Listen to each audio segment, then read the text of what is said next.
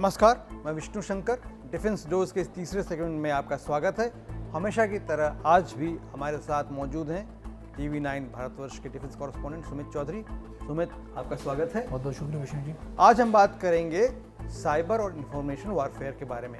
सुमित, सबसे पहले तो ये बताइए कि साइबर और इंफॉर्मेशन वॉरफेयर का जिक्र होता है, ये होता क्या है? देखिए, साइबर और इंफॉर्मेशन वॉरफेयर आज के वॉरफेयर के अंदर सबसे इंपॉर्टेंट इसलिए विष्णु जी क्योंकि अगर आपके पास कोई इंफॉर्मेशन नहीं पहुंचती और अगर आपके दुश्मन ने आपके सारे इंफॉर्मेशन के रिसोर्सेज को तबाह कर दिया है या उस एपिसेंटर को तबाह कर दिया जहाँ से इंफॉर्मेशन हर जगह सर्कुलेट हो रही है बॉर्डर पर, तो वो आपके लिए मान के चलिए हार जाने वाली स्थिति होती है। और साइबर वॉरफेयर इंफॉर्मेशन वॉरफेयर की ये इंपॉर्टेंस हाल के दिनों में 10 सालों में बहुत ज़्यादा बढ़ी है क्योंकि आप कोई भी इंफॉर्मेशन या वायरस अपने उनके साइबर उसमें अटैक कर सकते हैं, साइबर अटैक जिसको हम कहते हैं। और उन अटैक्स में सबसे बड़ा इंपॉर्टेंट होता है कि ना आप फिजिकली यानी आप बम्बारमेंट या दूसरी चीज़ों से नहीं बल्कि एक साइबर वायरस से या एक वायरस के थ्रू भी अटैक कर सकते हैं वर्चुअली, जिससे उनके सारे इंफॉर्मेशन के सिस्टम तबाह हो जाएंगे और एक टीम से दूसरी टीम की कोऑर्डिनेशन नहीं पहुंच पाएगी। अब इसको इस तरह के भी समझिए कि अगर सियाचिन में या कहीं दूर दराज के इलाकों में LOC में कुछ एक्शन होता है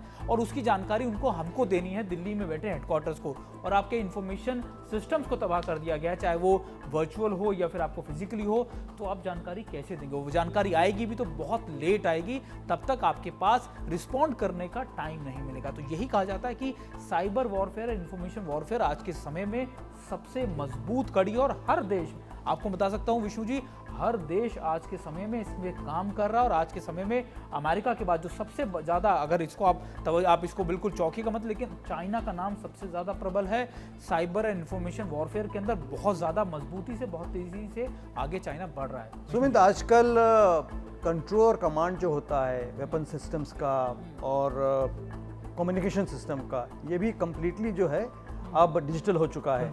मेरे ख्याल से ये भी साइबर वॉरफेयर में ही आता होगा कि आपके आयुधों को, जो औजार हैं, जो हथियार हैं, उनको आप निष्क्रिय कर दें साइबर इंटरवेंशन के साथ। देखिए विष्णु जी, एक बात ये कही जाती है कि खास तौर पर आने वाली जंगें जो हैं सिर्फ मशीन लड़ेगी, इंसान नहीं लड़ेगा। और इंसानों के लॉस को लेकर हमेशा ये कहा जाता है कि man are more important, man behind the machines are more important than machines. यानी आपके लिए आपका काम भी हो जाए और आपके लोगों को नुकसान भी ना पहुंचे। तो ये कैसे हो सकता है? ये हो सकता है इन्हीं तरीके की मशीनों से। और इन मशीनों को कंट्रोल कौन करेगा? वो करेंगे ये सिस्टम्स। और इन सिस्टम्स के अगर कोऑर्डिनेशन में या फिर इनमें, मैं आपको कह रहा था कि जिस तरीके से साइबर अटैक कर दिया जाए, इनमें इंफॉर्मेशन गलत डाल दी जाए, तो ये बेसिकली आपके लिए डिस्ट्रक्टिव हो जाएंगे। यानी आप ही के ऊपर ये अटैक कर सकते हैं या फिर आपको ज़्यादा नुकसान पहुंचा सकते हैं। तो इस पर भी काम चलता है, यानी ना सिर्फ अटैक बल्कि काउंटर अटैक कैसे किया जाए उस चीज़ के ऊपर, इस पर काम लगातार हर देश करता रहता है। विष्णु जी, इंफॉर्मेशन वॉरफेयर का एक बड़ा पहलू मिस इन्फॉर्मेशन भी होता है। और भारत ऐसे बड़े देश में जहां सभी लोग सजग नहीं होते हर समय, और लोगों के बीच में अब खास करके बातचीत के लिए, विचारों के आदान प्रदान के लिए, इंफॉर्मेशन पहुंचाने के लिए बहुत सारे डिजिटल साधन हैं। उससे आप कैसे निपटेंगे? देखिए, उससे निपटने के लिए तो आपको तरह तरह की इन्फॉर्मेशन अपनी तरफ से फ्लो करनी पड़ेगी, लेकिन उसका सबसे इंपॉर्टेंट है कि ऐसे कोई भी कंटेंट हो उसको सिक्योराइज किया जाए, उसको बैन किया जाए। अगर आप देखें कि अभी जब चाइना और भारत का जो स्टैंड ऑफ चल रहा है, कई मिस इन्फॉर्मेशन फैलाने की कोशिश की गई, खासतौर पर चाइना की तरफ से। कई बार उनके साई ऑप्स भी चले, यानी चाइना ने अपना ये डिप्लॉय कर दिया गया है, चाइना ने अपने बॉम्बर्स डिप्लॉय कर दिए हैं। ये एक साई ऑप्स होता है, यानी आप सामने वाले दुश्मन को बिना जंग लड़े ही प्रेशर में ला देते हैं और फिर अपनी शर्तें उससे मनवा लेते हैं। तो उसको रोकने का सबसे बड़ा होता है आप अपनी इंफॉर्मेशन दे जो एक्यूरेट हो, और आप अपने सिस्टम्स को उनको फिल्टर कर सकें, उनको बचा सकें। यही है आपके लिए सबसे बड़ा डिफेंस। और इसमें ऑफेंस से ज़्यादा डिफेंस भी इंपॉर्टेंट रहता है, क्योंकि अगर आप देखें कि अगर आपको पता नहीं है कि सामने वाला किस पॉसिबिलिटी के साथ, कितनी बड़ी तैयारी के साथ आ रहा है, तो आप निश्चित तौर पर उसके सामने धराशायी हो जाएंगे। जी बिल्कुल। भारत में साइबर कमांड की स्थापना नवंबर 2019 में हुई। अभी 1 ही साल लगभग हुआ है।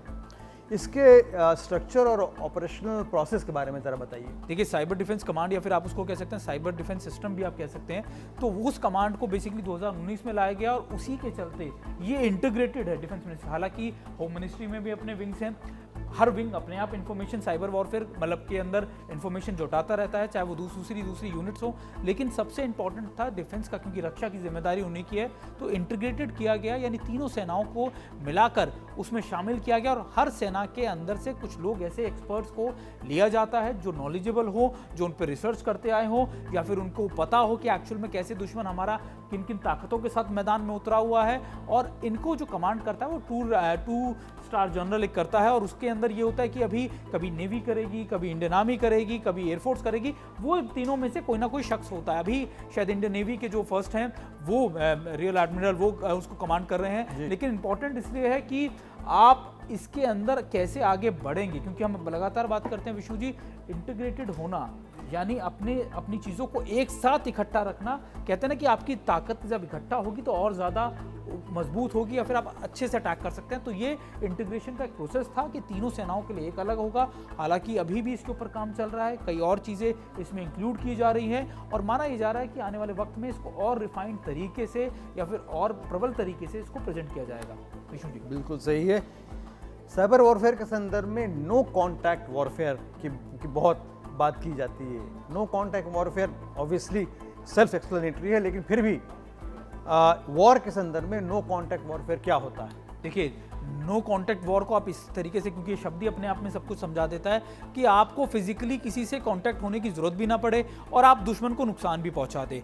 आज के समय में किसी भी देश को नुकसान पहुंचेगा उसके फाइनेंशियल चीज़ों को नुकसान पहुंचा के, यानी स्टॉक मार्केट में आपने कुछ कर दिया हो, आपने उनकी आर्थिक स्थिति को बदल दिया हो, या फिर आप उनके सिक्योरिटी स्ट्रक्चर्स को बर्बाद कर दें, या फिर लगातार उनके जो दूसरे, जैसे आप मान के चलिए वॉरशिप्स हैं, सबमरीन्स हैं, ये लगातार एक इंफॉर्मेशन सेंटर से लगातार कोऑर्डिनेशन में रहती हैं, ताकि वो ये पता लगाया जा सके कि आखिरकार वो किस इलाके में है, किस काम। अगर आपने उसी को तबाह कर दिया तो आपने अपने दुश्मन को नुकसान भी पहुंचा दिया, और फिजिकली आप उसके सामने खड़े भी नहीं हुए, क्योंकि इसकी जांच परख करना या फिर पता करना पाना बहुत मुश्किल होता है। और हाल के दिनों में विष्णु जी चाइना इसमें बहुत तेजी से बढ़ा है, बहुत तेजी से मजबूत हुआ है, और लगातार वो उसको लेकर बहुत तेजी से आगे बढ़ भी रहा है। वो आज के समय में अपने दुश्मन की साइबर इंफॉर्मेशन पे या फिर सिक्योरिटी के ऊपर अटैक करता है, उसको बर्बाद करता है, और फिर उस पर धीरे धीरे से अपने साइबर जो अटैकर्स हैं उनसे कब्जा कर लेते हैं। मेरा आखिरी सवाल है, आपने खुद कहा कि चाइना जो है साइबर वॉरफेयर में अभी सबसे अव्वल चल रहा है।